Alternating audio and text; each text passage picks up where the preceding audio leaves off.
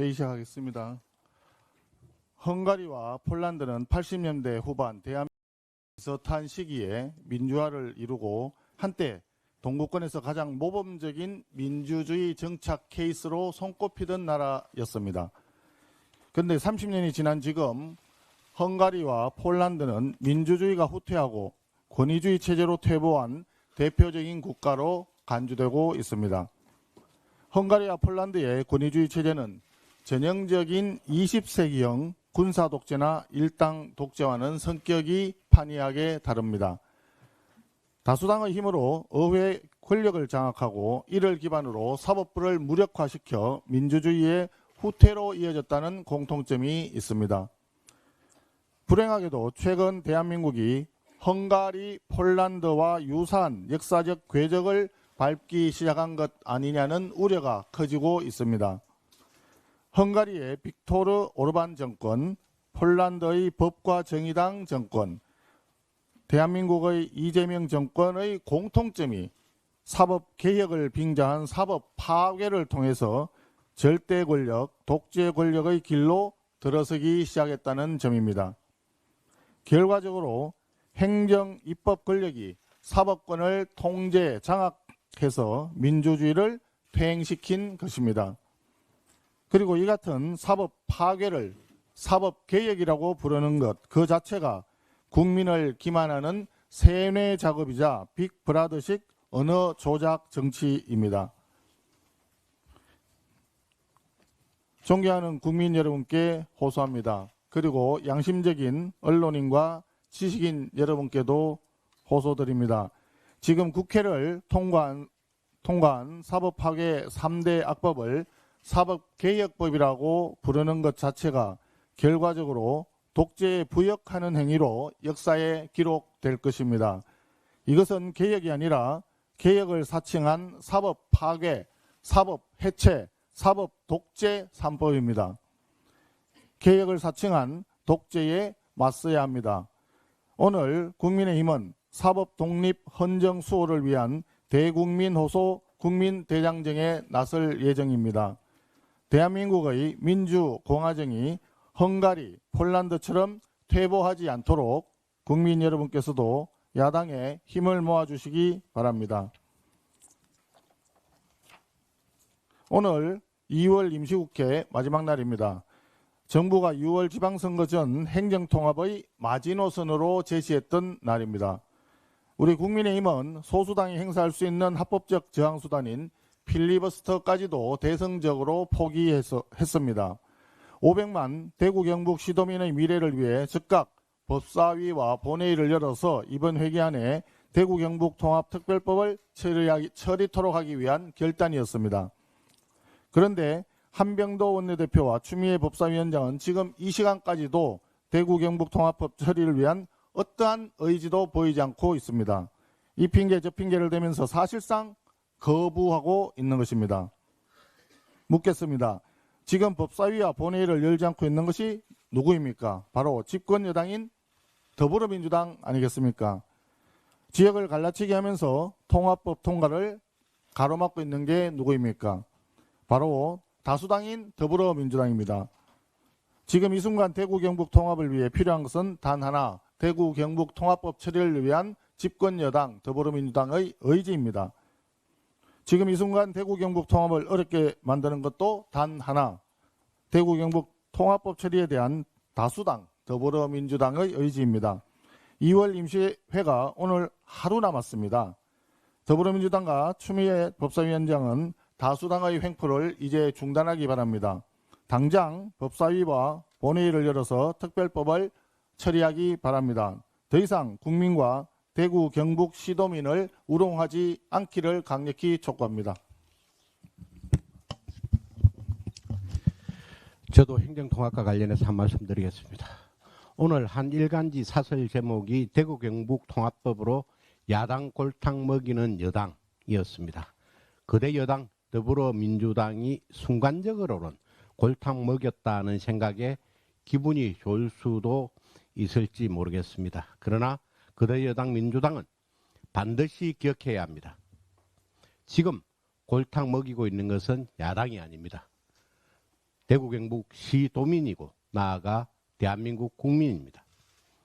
대구 경북의 행정통합은 정쟁의 카드가 아니라 지역의 미래를 좌우할 백년대계 정책 사안입니다. 그 적실성과 타당성은 오직 지역 발전과 국가 균형 발전의 관점에서 판단되어야 합니다. 대구 경북 통합법이 누군가를 골탕 먹이기 위한 정치적 흥정의 수단이 되어서는 안 되는 이유입니다. 더불어민주당에 강력하게 촉구합니다. 이제는 정략적 계산을 내려놓고 대구 경북 통합법 처리를 위한 법제사법위원회 개최에 협조해 주시기 바랍니다.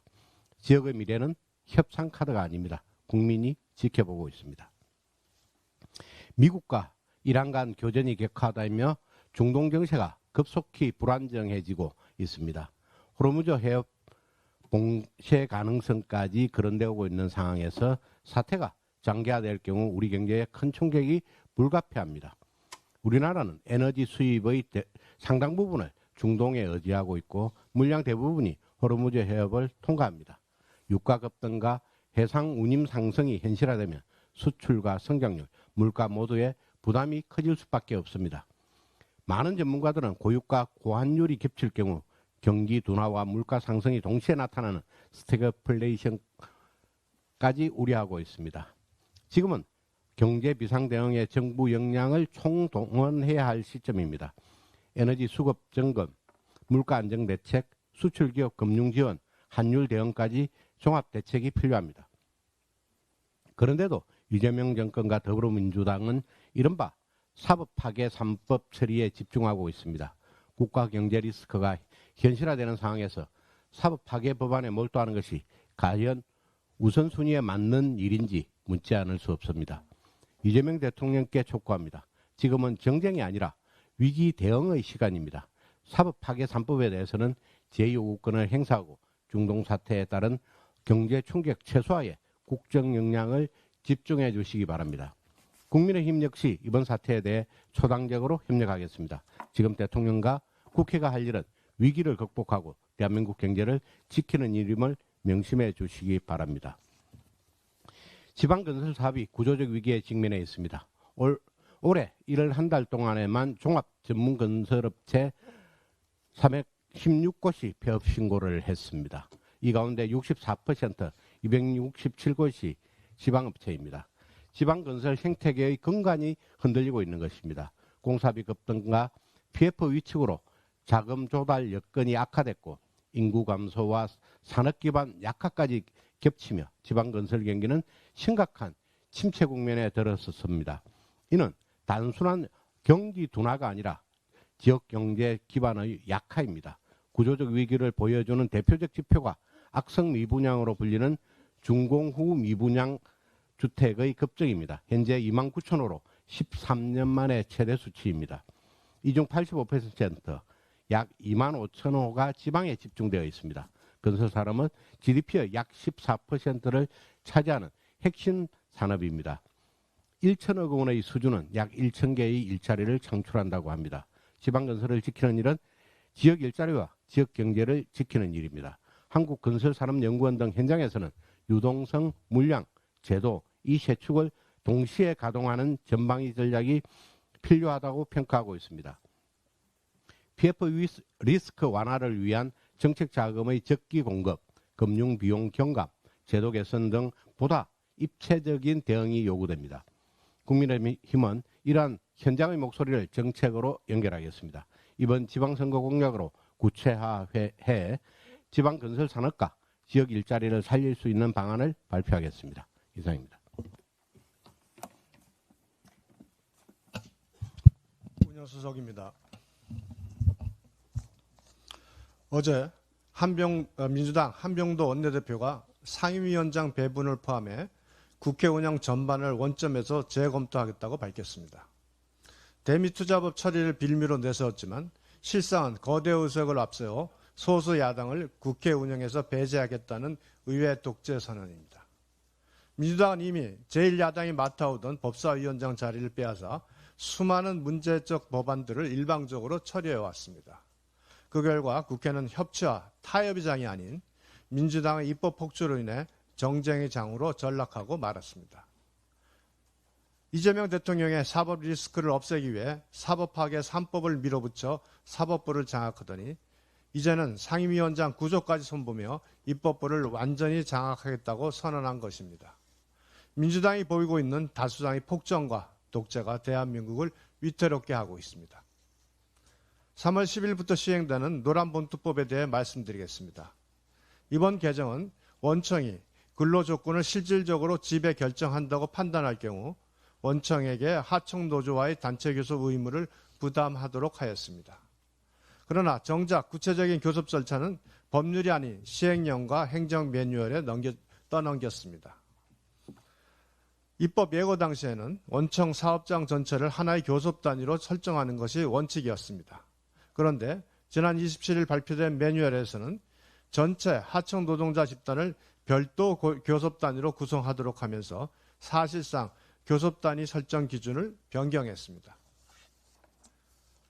정부가 스스로 정한 원칙을 시행 직전에 행정 해석으로 뒤집은 것입니다. 노동계는 창구 단일화 강제에 여전히 반발하고 있고 경영계는 사용자성 인정 범위와 교섭 단위 적용 기준이 모호해 추가 분쟁이 불가피하다고 우려하고 있습니다. 노사 어느 쪽도 충분히 수용하지 못하는 제도를 준비도 없이 강행한다면 현장의 혼란과 갈등은 불보듯 뻔합니다. 국민의힘은 노란봉투법 시행을 최소 1년 유예하고 사용자성 판단 기준과 교섭 단위 설정 원칙을 법률 차원에서 명확히 재정비할 것을 강력히 요구합니다.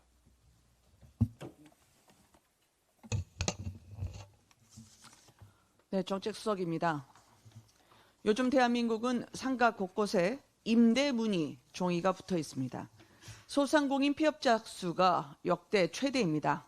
음식점 사업자 수는 21개월 연속 감소입니다. 25년 말 기준 실업률은 4.1%, 4년 만에 가장 높고 구직조차 포기한 쉬었음 청년 인구는 71만 명으로 역대 최다입니다. 경제 허리가 부러졌는데 이제 심장마저 멈춰 세우는 사법파괴 3법이 대통령 재가를 기다리고 있습니다. 사법이 대통령을 받들 때 그 대가는 국가 패망입니다. 베네수엘라 차베스 전체주의 정권은 대법관 수를 늘린 뒤 민간 기업과 토지를 국유화하기 시작했습니다. 국내외 투자자가 떠나고 경제가 더 어려워지자 화폐를 찍어서 초인플레이션으로 나라를 몰아가 세계 최대 석유 매장량을 보유하고 있음에도 국민의 90% 이상이 빈곤선 아래로 추락했습니다. 사법 독립이 사라진 곳에선 국민의 자유도 나라 경제도 존립할 수 없습니다. 나를 위해 이재명, 4년 전 선거 구호 그대로 사법파괴 3법은 이재명 대통령이 법이 되고 그 법이 선이 되는 판도라의 상자입니다. 법 왜곡죄로 검사 판사들을 위축시키고 이 대통령이 임명한 대법관들이 대통령 판결을 유리하게 만들며 서로 유죄가 나왔다 하더라도 헌재가 유죄 판결을 뒤집도록 한 것이 사법파괴 3법의 실상입니다. 견제를 제대로 해내지 못했고 국민의 아픔을 함께하지 못했던 정당으로 국민께 면목이 없습니다. 하지만 오늘부터 막지 못하면 나라에 내일이 없습니다. 민주당 의원마저 법 자체를 추진해서는 안 된다면서 법 왜곡죄에 반대하고 나섰습니다. 지금은 양식 있는 모든 분들이 무너지는 대한민국 민주주의 둑을 팔꿈치로 막고 있는 상황입니다. 권력 분립, 국민 주권의 이 나라 대한민국 헌법의 토대가 된 3.1운동 정신 그대로 사법 독립운동입니다. 독립이 없으면 이 땅 모두가 감옥입니다. 이상입니다. 예, 재경위 간사 박수영입니다. 요즘 먹고 살기가 너무 힘듭니다. 민생 경제가 엉망입니다. 시장에 나가서 지역 주민들 만나 뵈면 이런 하소연이 너무 많이 들립니다. 이재명 대통령이 주식에 올인하고 SNS만 쳐다보면서 다주택자와 1주택자까지 겁박하는 동안 정작 국민들의 주머니 사정은 더 어려워지고 골목 상권은 더 추락하고 있다는 사실이 여러 지표로 나타나고 있습니다. 국가데이터처의 가계 동향 조사를 보면 지난해 4분기 기준 적자 가구 비율이 25%입니다. 네 집 중 한 집이 소득보다 지출이 많은 마이너스 살림이라는 뜻입니다. 이는 2019년 이후 6년 만에 가장 높은 수준입니다. 이재명 정부 들어 고환율, 고물가가 이어지고 세금 올리겠다고 으름장만 놓으니 살림살이가 버거워지기만 하는 것입니다. 이러니 서민들은 지갑을 닫고 불경기가 심해지는 악순환이 계속됩니다. 실제로 물가 상승분을 반영한 지난해 월 평균 실질 소비 지출은 2024년 대비 0.4%포인트 줄었습니다. 실질 소비 감소는 코로나19가 한창이던 2020년 이후 처음입니다. 줄폐업이 이어지고 지난해 신용불량자도 93만 5천 명에 달했습니다. 3년 전인 2022년보다 무려 20만 명 넘게 늘었습니다. 이재명 정부는 외면하고 있지만 통장이 텅장이 되고 한숨만 늘어가는 게 진짜 국민들의 주머니 사정인 것입니다. 하지만 이재명 정권은 돈이 주식시장으로 흘러가고 있다며 공치사를 합니다. 기업의 성과를 정권의 업적인 양 자화자찬하는 것도 낯뜨겁지만 먹고 살기 어려운 현실을 감추는 거짓 포장에 불과합니다. 실제 한국은행도 지난주에 공개한 보고서에서 최근 주가 상승이 경기 회복으로 이어지지 않고 있다고 직격탄을 날렸습니다. 반도체 등 일부 산업의 실적에 기인한 최근 주가 상승은 변동성이 크며 그 수혜도 고소득층에 집중되어 있다는 것입니다. 날이 갈수록 먹고 살기 어려운 많은 국민 입장에서는 주식이 얼마나 오르고 누가 얼마나 벌었다는 게 남 얘기일 뿐인 것입니다. 이재명 대통령은 대선 후보 시절 먹고 사는 문제를 해결하겠다는 먹사니즘이라는 단어를 전면에 내세웠습니다. 불경기의 고리를 끊겠다며 엉터리 호텔 경제학도 주장했습니다. 하지만 10개월이 지난 지금 현실은 어떻습니까? 온갖 악법에 기업은 팔목이 꺾여가고 나라 고가는 텅텅 비었으며 민생 경제는 질식하고 있습니다. 그렇다고 부동산 시장이 안정되기를 했습니까? 뭐가 도대체 되고 있습니까? 이재명 표 목사니즘은 결국 대책 없이 표만 얻기 위한 사탕 발림에 불과했다는 사실이 분명해지고 있는 것입니다. 이재명 정권은 낙제점만 수두룩한 경제과목 성적표를 엄중하게 받아들이고 추락하는 민생 경제에 대해 대국민 사과를 하십시오. 이제부터 대한민국의 경제, 특히 국민들의 먹고 사는 문제에 대해서는 우리 국민의힘이 챙기도록 하겠습니다.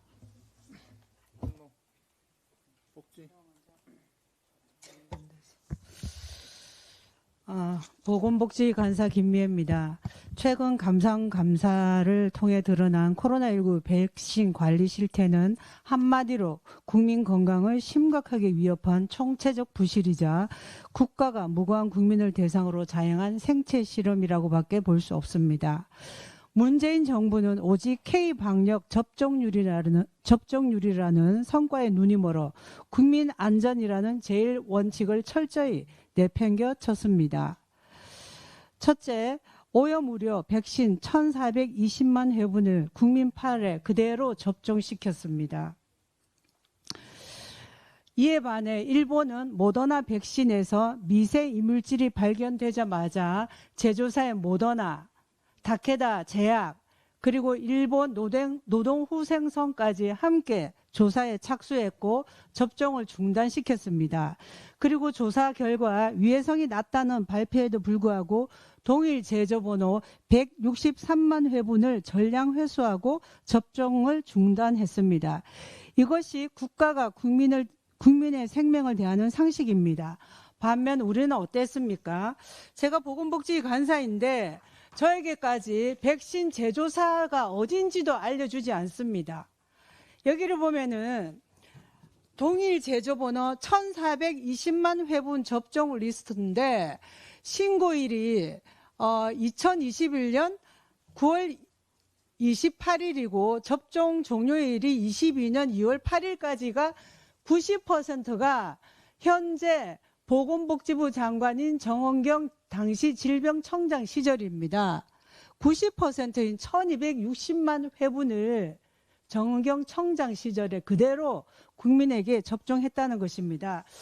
그리고 제가 일일이 이걸 다 확인해 보기 위해서 어떠한 이물질이 발견됐고 신고 내용은 무엇인지, 그다음 조사 결과가 어떤지 질병청에 자료 요구를 했는데 보건복지인 간사인 제게도 신고 기관이 어느 병원이다, 신고 내용은 어떻고 제조사에 통보한 시기는 언제이고 제조사 구분이 제조사 예를 들어서 아스트라제네카, 모더나, 화이자 등이 아니라 A, B, C로밖에 구분을 안 합니다.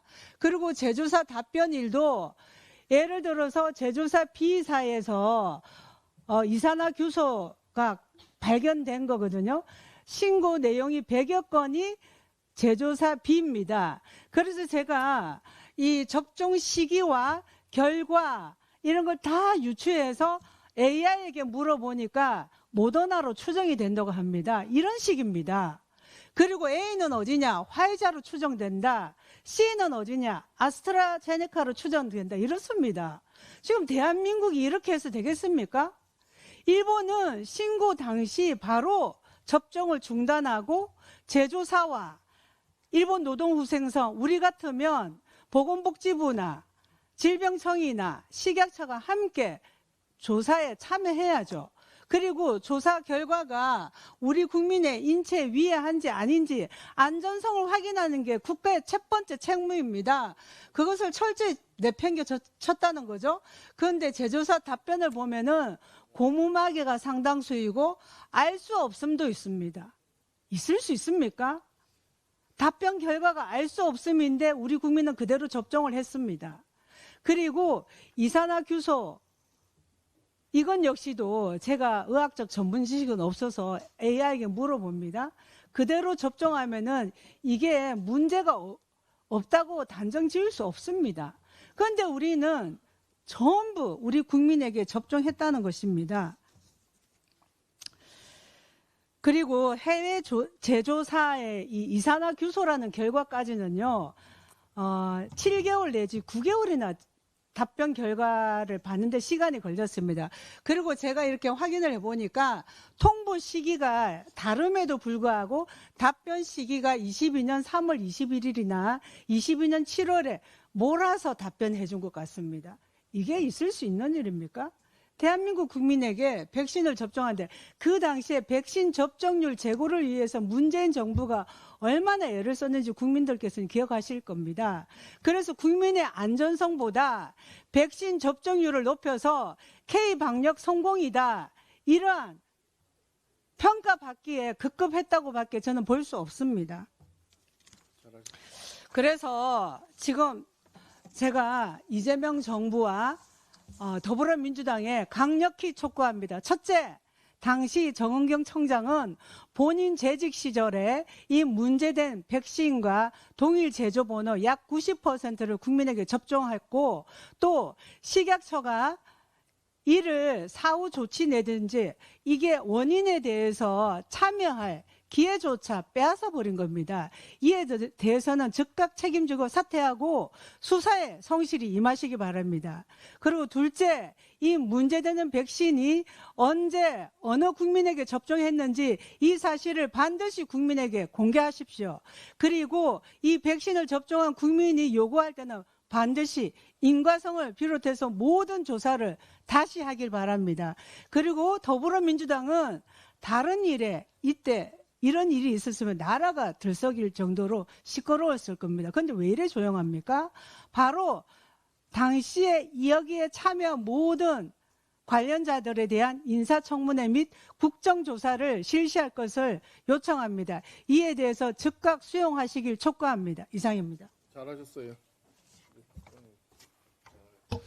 예, 정무위원회 간사 강한 대한민국 강민국입니다. 국민의 생명과 건강권을 직결된 백신 가지고 우리 국민을 경영하는 또 큰 문제인데 우리 이재명 대통령 변호사 수임료 우리 국민이 언제까지 갚아줘야 됩니까?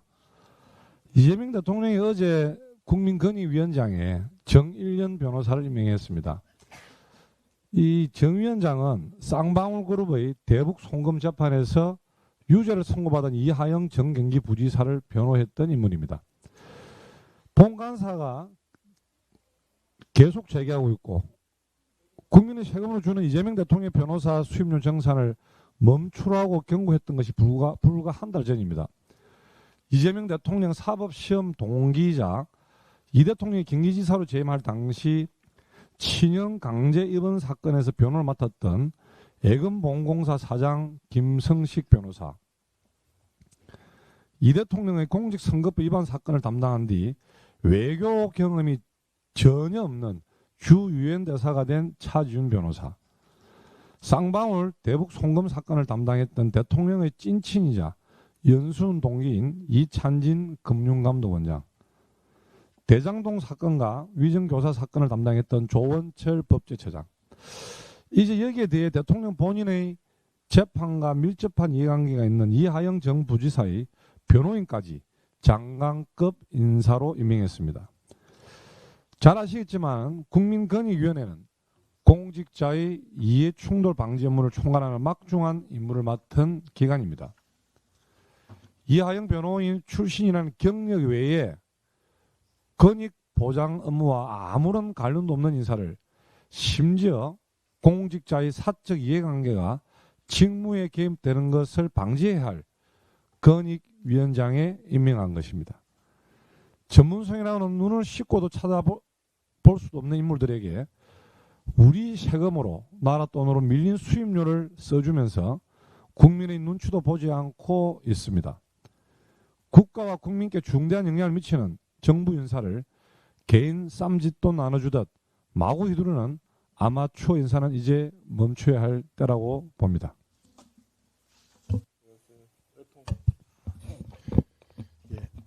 외통위 간사 김건희입니다. 최근 중동 정세가 급격히 악화되고 있습니다.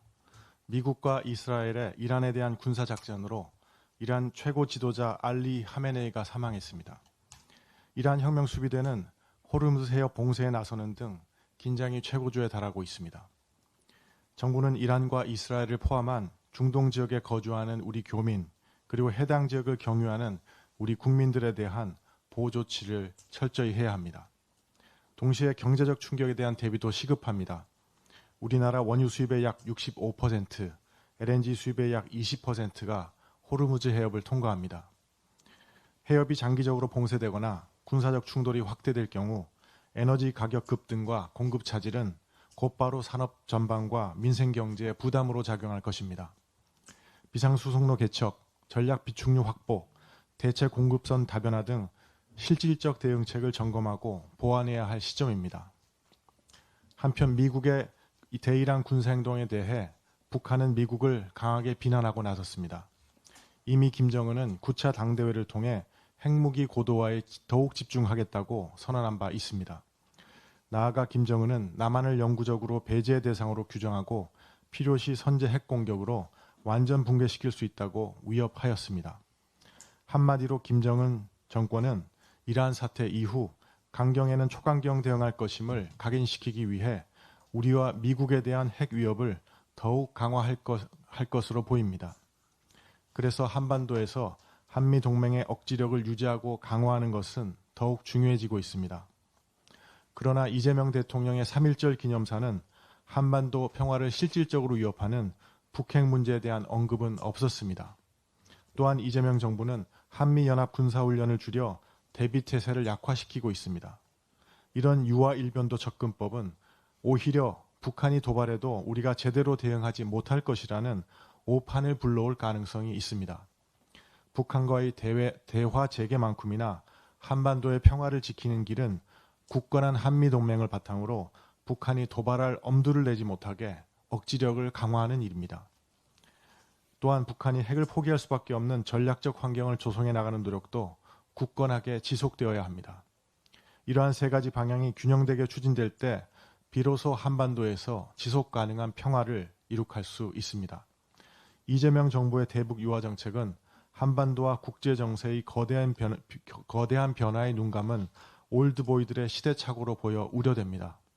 우리 정부의 올바른 정세인식과 대북 정책 전환을 촉구합니다.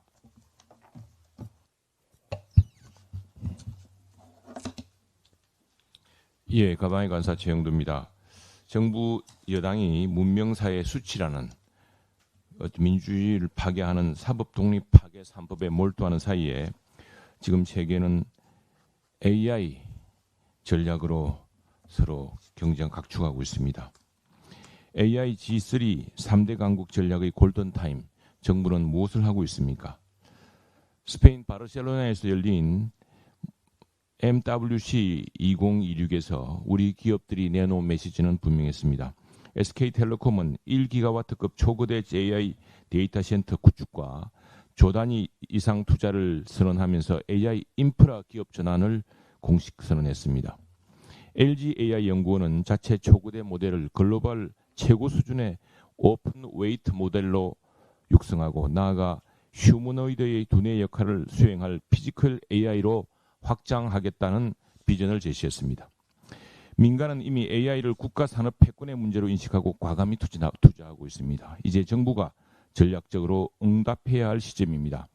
첫째, AI 데이터 센터를 국가 전략 인프라로 격상해야 합니다.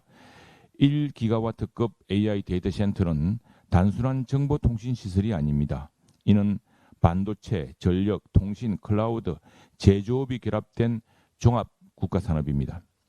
그러나 현재는 전력 공급 인허가 지연, 송배전망 확충 문제, 입지 환경 규제 같은 복합적인 제약에 묶여 있습니다.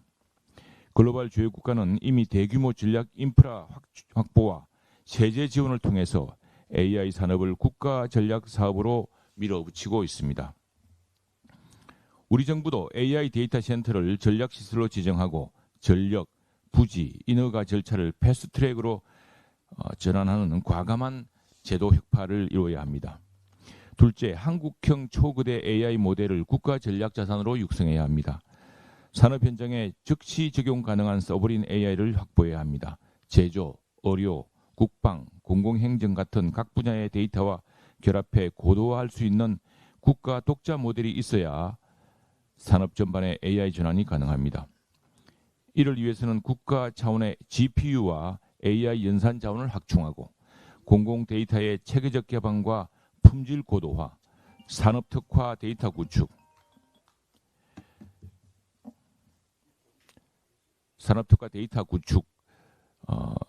연구개발 세제 지원 강화가 병행되어야 합니다. AI 경쟁력은 결국 데이터와 연산 자원 접근성에서 결정됩니다.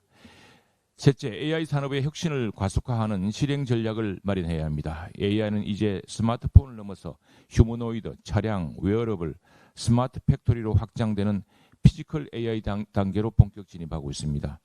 이는 ICT 산업을 넘어 제조 혁신, 국방 첨단화, 고령사회 대응까지 포괄하는 구조적 변화입니다. 그러나 현장에서는 규제 불확실성과 책임 기준의 모호성으로 도입이 지연되고 있습니다. 정부는 안전과 보안을 담보하는 명확한 기준을 마련하되 산업 적용은 과감히 허용하는 균형 잡힌 정책을 추진해야 합니다. AI 경쟁은 속도의 문제입니다. 민간은 이미 조 단위 투자를 선언하며 방향을 정했습니다.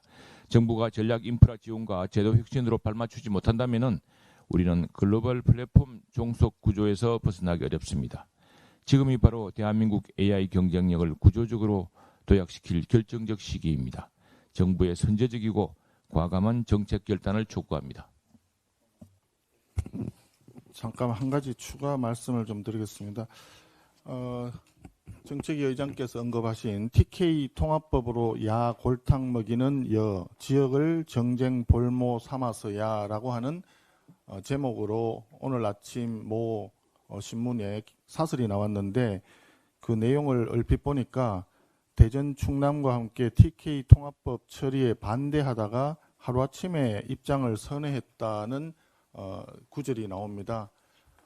TK 통합법을 반대한 것이 아니라 내용을 광주 전남 통합법과 마찬가지로 지원을 좀 강화해 달라는 주장을 그동안 했었고 마지막에는 지역 주민들의 의견을 수렴할 수 있도록 주민투표 등을 하는 것이 좋겠다 하는 의견이 있었지 마치 우리 당에서 TK 통합법 처리를 반대했다는 식으로 이렇게 기록이 되어 있는 것은 사실과 다르다라고 하는 점을 언론인 여러분들이 계신 자리에서 말씀을 드립니다. 이상입니다.